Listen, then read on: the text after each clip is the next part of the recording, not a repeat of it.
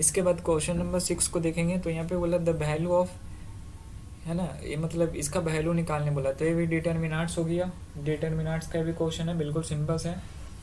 तो क्या करेंगे हम, क्रॉस मल्टीप्लाई करेंगे, यानी कि 11 इंटू 12 करेंगे तो कितना हो जाएगा 132, ठीक है। उसके बाद माइनस लगाएंगे, फिर 4 इंटू 3 करेंगे, ठीक है, तो ये कितना हो जाएगा 12। तो 132 माइनस 12 करेंगे तो कितना हो जाएगा 120 है, ठीक है। और ये आंसर आ गया, यानी कि इसका ऑप्शन डी करेक्ट हो जाएगा, ठीक है।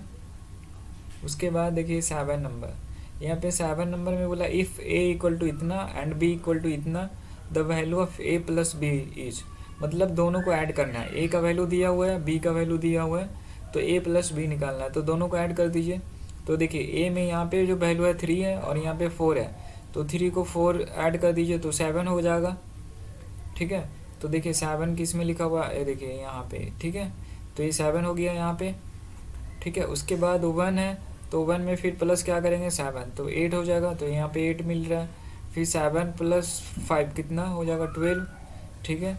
फिर 6 प्लस 2 8, ठीक है। तो यानी कि ये ऑप्शन मैच कर रहा है, तो इसका आंसर हो जाएगा बी, ठीक है। इसके बाद देखेंगे हम 8 नंबर, तो यहाँ पे बोला है इफ़ ए इक्वल टू इतना द वैल्यू ऑफ 5a, यानी कि 5a का वैल्यू पूछा है, तो a का तो वैल्यू दिया है, तो सभी में 5 से मल्टीप्लाई कर दीजिए, यानी कि 8 into 5, 2 into 5, 3 into 5, 4 into 5, 5 into 5 और 6 इंटू 5। तो कितना हो जाएगा 8 इंटू 5 करेंगे तो 40 हो जाएगा। तो देखिए 40 किस में है, इसमें है ना 40 है, देखिए यहाँ पे। 2 इंटू 5 10 और 3 इंटू 5 15, 4 इंटू 5 20 और 5 इंटू 5 25 और 6 इंटू 5 30, यानी कि इसका आंसर ये हो जाएगा, ठीक है। उसके बाद यहाँ पे क्वेश्चन नंबर 9 को देखेंगे तो 9 में दिया है इफ़ मीन इक्वल टू 31.25 और मीडियन इक्वल टू 31.5, तो पूछा है मोड इक्वल टू क्या होगा। तो यहाँ पे मोड का फॉर्मूला यूज कर लीजिए। मोड का फॉर्मूला क्या था, मोड इक्वल टू हो जाएगा आपका 3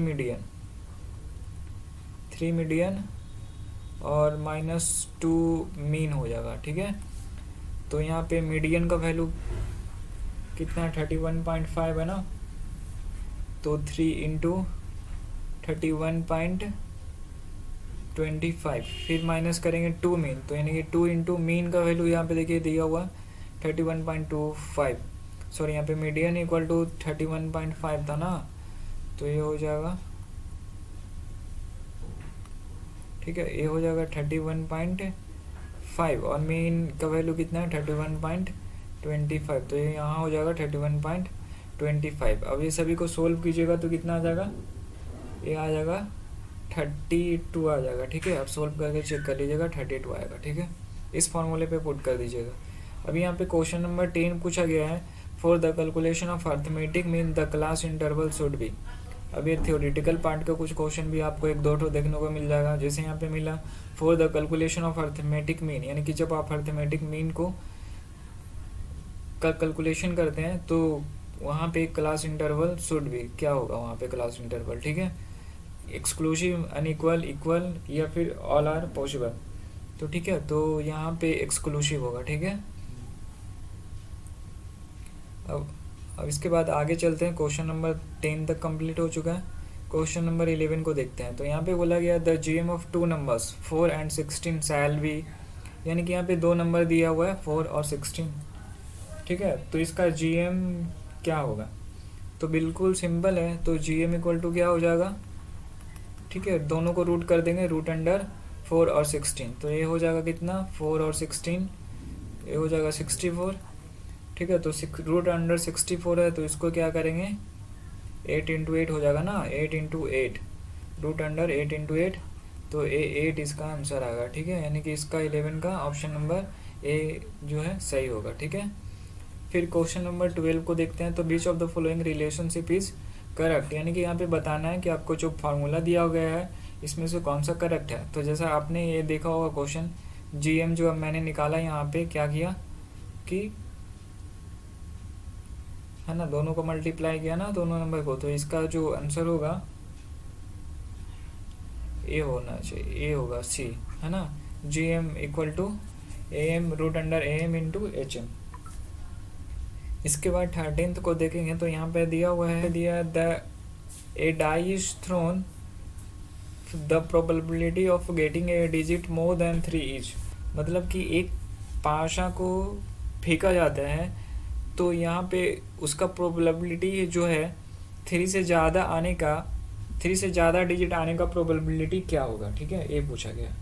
मतलब एक पाशा को अगर फेंकते हैं आप, ठीक है, तो 3 से ज़्यादा आने का उसका प्रोबेबिलिटी यानी कि प्रायोगिकता क्या होगा, ठीक है। यहाँ पे एक चैप्टर आप लोग का है प्रोबेबिलिटी, ठीक है, तो उससे कुछ क्वेश्चन एक दो देखने को मिलेगा प्रोबेबिलिटी से, ठीक है। तो उसी से रिलेटेड एक क्वेश्चन दिया है यहाँ पे, तो इसका आने का चांसेस क्या हो जाएगा यहाँ पे।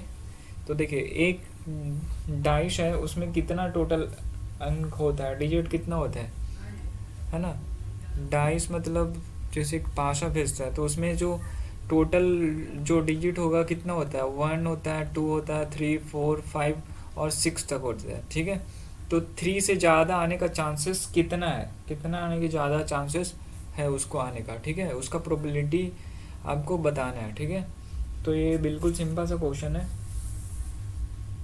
ठीक है। तो देखिए यहाँ पे क्या हो जाएगा, टोटल एक डाइस में कितना अंक होता है, तो 1 से लेके 6 तक होता है, ठीक है। और 3 से ज़्यादा आने बोला है ना, मोर देन 3, तो मोर देन 3 कितना होगा।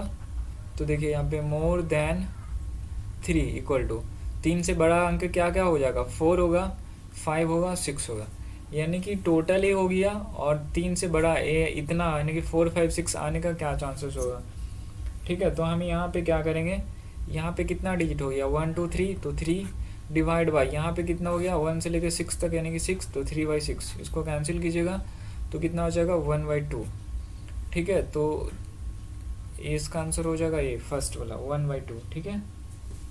इसके बाद 14th नंबर देखिए यहाँ पे बोला if an event takes place certainly the probability will be, ठीक है, तो उसका प्रोबेबिलिटी क्या होगा, तो इसका आंसर होगा +1, ठीक है।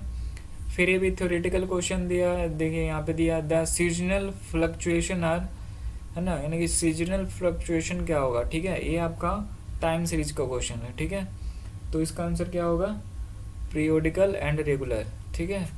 तो एक थ्योरेटिकल चीज़ है, ठीक है, कुछ थ्योरेटिकल चीज़ है, इसको याद कर लीजिएगा।